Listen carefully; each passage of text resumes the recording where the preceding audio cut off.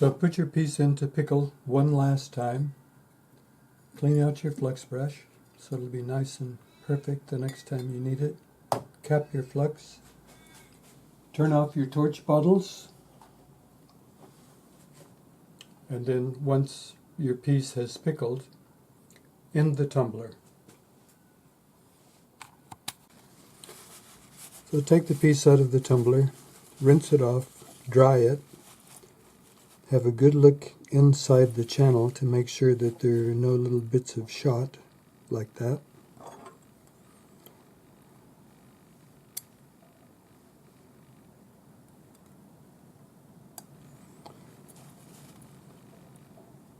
So fiddle with it until it comes out, because you don't want to leave that in there.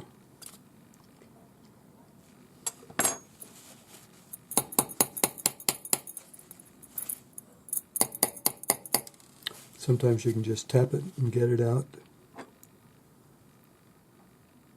So make sure it's all out. And then we'll dry next to the pearl peg and we'll glue our pearls in place.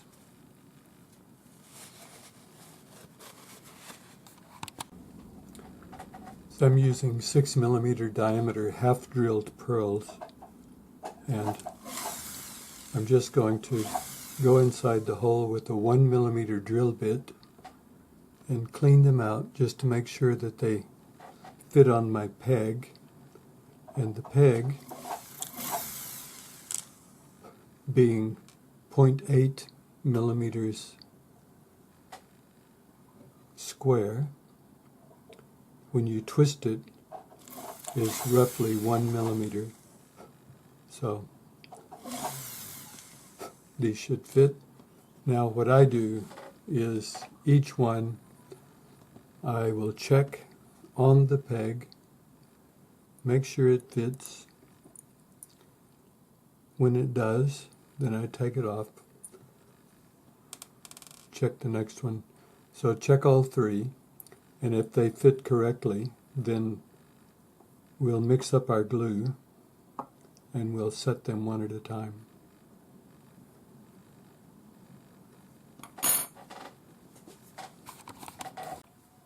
So I'm just using a post-it note, which are quite handy because the sticky stuff on the back holds it in place. And we don't need a lot of glue for this, just a little spot for each pearl.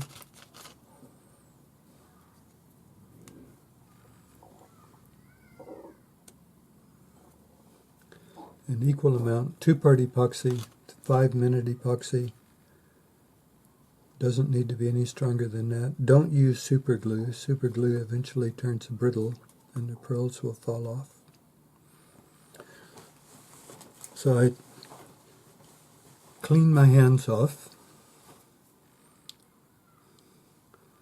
hold the pearl so I can put just a little spot on the inside.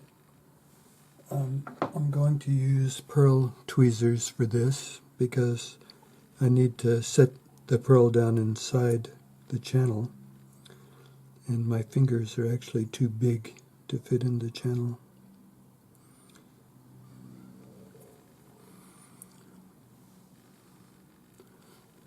Pearl peg tweezers just have a bit of a cup on them,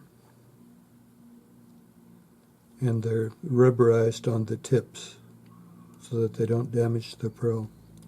So I'm just making sure that the glue goes down inside the pearl.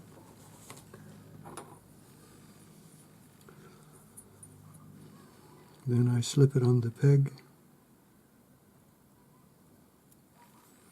remove the tweezers, push it down, and that's it. So we'll do all three. And in between the pearls, I always wipe the tweezers off to make sure there's no glue on them.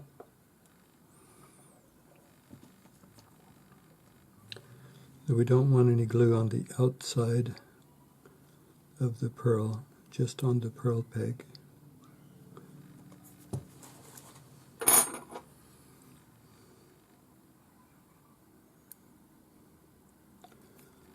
Pearl number 2. Push it on nice and snug.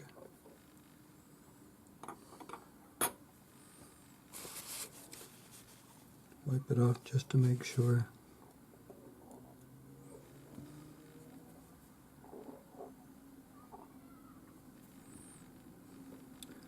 A little spot on the hole. Push it down inside with the tip of the toothpick.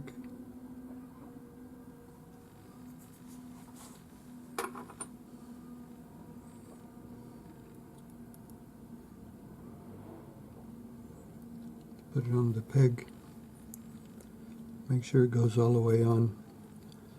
Check your other pearls are all the way on. And they should be. They shouldn't have moved. Then gently lay it down and leave it alone for 5 minutes. Now leave your toothpick in the glue so that you can check it, and when it's all nice and dry and hard, then you know that the pearls are set on here. So just leave it all alone at this point. Clean your tweezers off, put them away, and come back in 5 minutes. So here it is, all finished. An almost hollow bangle. So I've left it open rather than closing it right up with our little spot for our pearls. So it's up to you whether you stop with an anti-clastic bangle or whether you continue by hammering sideways and closing this up. Now, for your own information, both of these started with a 210 millimeter long piece of metal, 15 millimeters wide, 0.7 thick, exactly the same metal. So this bangle is 65 millimeters inside diameter, and this bangle, because we've worked it more and we pull these edges over, is 62 millimeters in diameter. So if you're going to do this with this metal, you have to know that it's going to get smaller by a few millimeters. So you need to be a little more generous when you're laying it out. So this is what we're making. A bangle that starts out being just an anti-clastic bangle, which you can stop at that point if you wish, just like that. Or you can go ahead and work the side so it's more of a closed bangle. Hollow bangle is if you continued working this and pull these edges together and the pearl wasn't in here. It would just be a plain hollow bangle.